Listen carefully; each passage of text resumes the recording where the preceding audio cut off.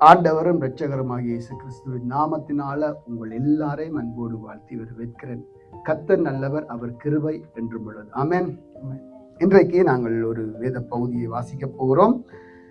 இயேசு கிறிஸ்துவுடைய அன்பு, இயேசு கிறிஸ்துவுடைய ஆழமான அன்பை அவர் வெளிப்படுத்தின விதத்தை, இல்லாவிட்டால் அவர் சொன்ன விதத்தை நாங்கள் கவனிக்கக்கூடியதாக இருக்குது. கவனிப்போம். யோவான் எழுதிய சுவிசேஷம் 13வது அதிகாரம் 1வது வசனத்தை வாசிக்க கேட்போம். பாஸ்கா பண்டிகைக்கு முன்னே இயேசு இவ்வுலகத்தை விட்டு பிதாவினிடத்துக்கு போகும்படியான தம்முடைய வேளை வந்ததென்று அறிந்து தாம் இவ்வுலகத்தில் இருக்கிற தம்முடையவர்களிடத்தில் அன்பு வைத்தபடியே முடிவு பரியந்தமும் அவர்களிடத்தில் அன்பு வைத்தார். ஆமென். இங்க ஆண்டவர் வேதம் சொல்லுது, இவ்வுலகத்தை விட்டு பிதாவிடத்திற்கு போகிறார் என்ற உடனே தம்முடையவர்கள் என்ன செய்கிறார்? அன்பு வைத்தபடியே முடிவு பரியந்தம் அவர்களிடத்துல அன்பு வச்ச. யாரு அந்த தம்முடையவர்கள் என்று சொன்னா, அவர்கள் தான் அந்த 12 சீசர்கள். சரியா? அப்ப இயேசு கிறிஸ்துவுடைய முதலாவது தம்முடையவர்கள்ல அன்பு வச்சிருக்கிறார். தம்முடையவர்கள்ல ஏன் அப்படி அன்பு வச்சாரு என்று நீங்க பாத்தீங்களா? அந்த தம்முடையவர்கள் என்று எப்படி சொல்லுறார் என்று சொன்னா, இயேசு சொல்றாரு 15 யோவான் 15:7-8 இருந்து 9-10 மட்டும் வாசிங்க. நீங்கள் மிகுந்த கனிகளை கொடுப்பதினால் என் பிதா மகிமைப்படுவார், எனக்கும் சீஷராயிருப்பீர்கள். பிதா என்னில் அன்பாயிருக்கிறது போல நானும் உங்களில் அன்பாயிருக்கிறேன். என்னுடைய அன்பிலே நிலைத்திருங்கள். நான் என் பிதாவின் கற்பனைகளை கைக்கொண்டு அவருடைய அன்பிலே நிலைத்திருக்கிறது போல நீங்களும் என் கற்பனைகளை கைக்கொண்டிருந்தால் என்னுடைய அன்பிலே நிலைத்திருப்பீர்கள். பாத்தீங்களா? இருந்தா ஏன் தம்முடையவர்கள் என்று சொன்னார் என்று சொன்னா, தம்முடைய வார்த்தையின்படி, தம்முடைய கட்டளையின்படி, தம்முடைய கற்பனையின்படி வாழுகிறவர்கள். சரியா? அப்ப இயேசு கிறிஸ்து என்ன சொல்றார்? பிதாவுடைய கட்டளைகளின்படி அவர் வாழ்றார். அப்படியே அவர் என்ன செய்கிறார்? தன்னுடைய சீசர்களுக்கு போதிக்கிறார். அந்த சீசர்கள் மட்டும்தான் என்ன செய்வார்கள்? வசனத்தின்படி வாழுவார்கள். அதாவது பின்பற்றுகிறவர்கள். சீசர்கள் பின்பற்றுகிறவர்களால் வசனத்தின்படி வாழுகிறார். அப்ப வசனத்தின்படி வாழுகிறார்கள் என்றால் இயேசு கிறிஸ்துவிடத்தில் அவர்கள் அன்பாய் இருக்கிறார். நீங்க இயேசு கிறிஸ்துவிடத்தில் அன்பாய் இருக்கிறோம் என்று சொன்னால் வார்த்தையின்படி வாழ வேண்டும், அவர் கற்பனையின்படி வாழ வேண்டும். அவர்களைத்தான் ஆண்டவர் என்ன சொல்லுவார்? தம்முடையவர்கள். வார்த்தையின்படி வாழாவிட்டால், ஆண்டவர் சொல்றதின்படி வாழாவிட்டால் எப்படி சொல்வார்? உங்களை அறியேன்.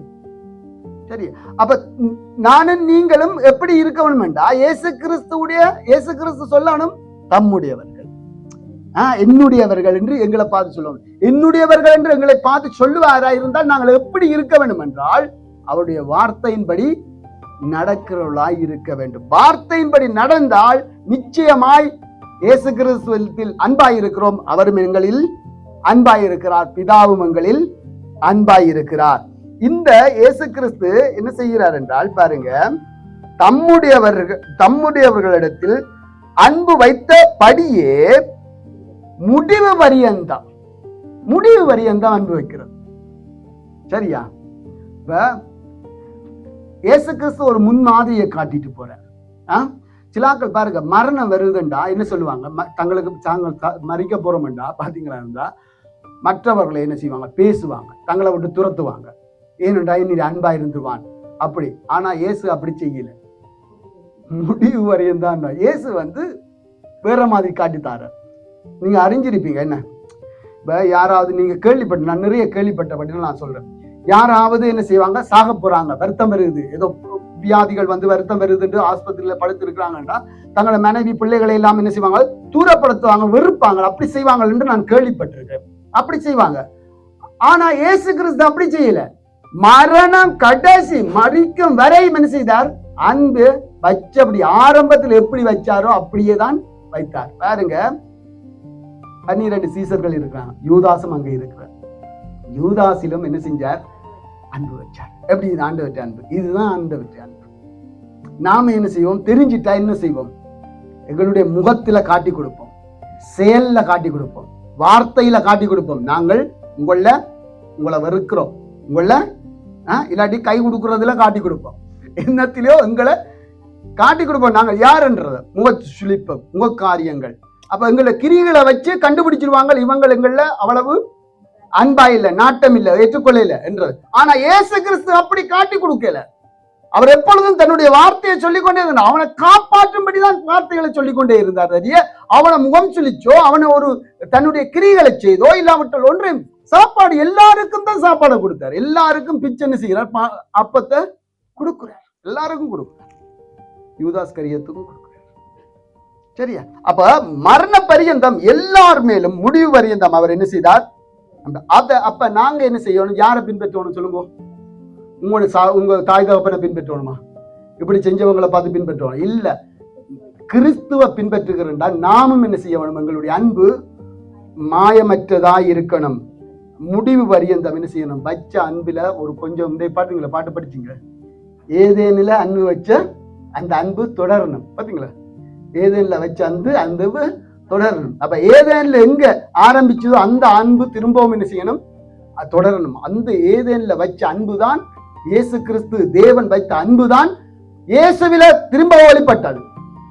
அன்றைக்கு ஆண்டவர் ஜனங்கள் வந்து ஆதாம் என்ன செய்தான்? ஆண்டவருடைய வார்த்தையை மீறினான், இடறி போனான். ஆனால் விட்டாரு ஆண்டவர் இயேசு கிறிஸ்துவை அனுப்பி அந்த அன்பு நான் இப்பவும் வச்சிருக்கிறேன் என்றதை வெளிப்படுத்தினார். நாங்கள் அர்ப்பணிக்கிற அர்ப்பணிப்பில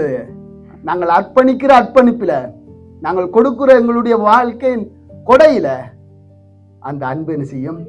வெளிப்படும். அந்த அன்பை எப்படி இயேசு வெளிப்படுத்தினார்? தேவனாகிய கர்த்தர் மனிதனாய் இந்த பூமிக்கு தன்னை அர்ப்பணித்தார். ஆமென். அதுதான் அந்த அன்பு. ஒரு வசனம் வாசிப்போம். 6வது அதிகாரம் 37வது வசனம். யோவான் தான் 6:37 வாசிங்க.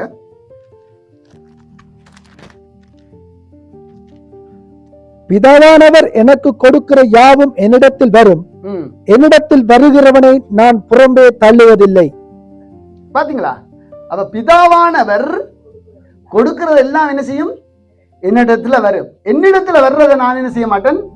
புறம்பே தள்ள மாட்டேன். கிரேக்க பதத்துல தள்ளி விட மாட்டேன், புறக்கணிக்க மாட்டேன், அதை துரத்தி விட மாட்டேன். ஏன் தெரியுமா?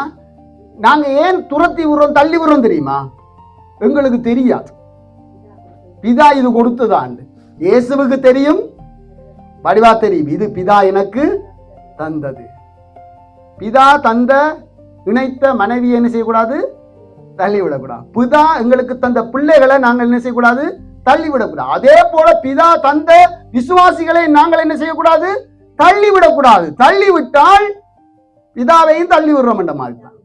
சித்தத்தை நிறைவேற்றுவதற்கு நாங்கள் ஒரு தடைக்கல்லா மாறிடுவோம்.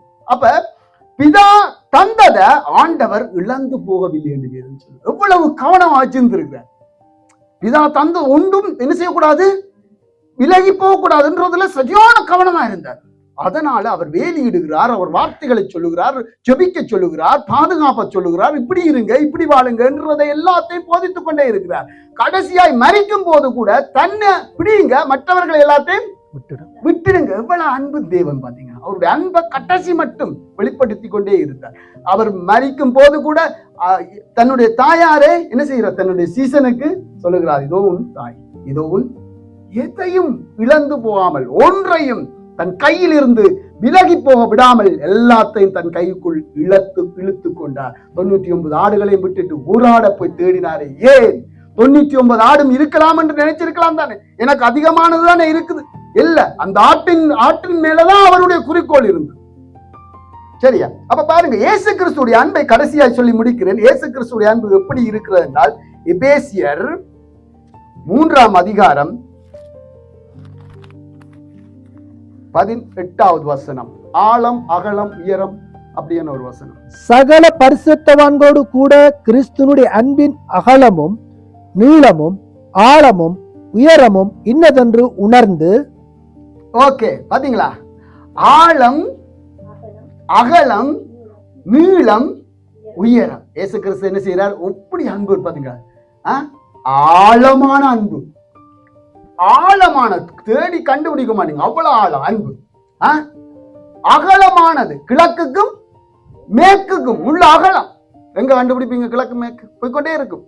அடுத்தது உயரமானது, வானம் பரியந்தம் உயரமானது, நீளமானது, ஏலமா பட்டக்கு தெற்கு எல்லா நாளா திசையும் அவற்றை விரிந்திருக்கிற அன்பு. அவருடைய அன்புக்கு அளவே இல்லை. அந்த அன்பைத்தான் நாமும் என்ன செய்யணும்? அவருடைய அன்பில நிலைச்சிருந்தால் மற்றவர்களுக்கு அந்த அன்பை அன்பு கூறுங்கள் என்று சொல்லப்படுது. ஆமென். அப்படி நாங்கள் காண்பிப்போம். கர்த்தர் நிறைவாய் எங்களில் அன்பாயிருந்து தன்னுடைய அன்பை நிறைவாக்குவார். God bless you.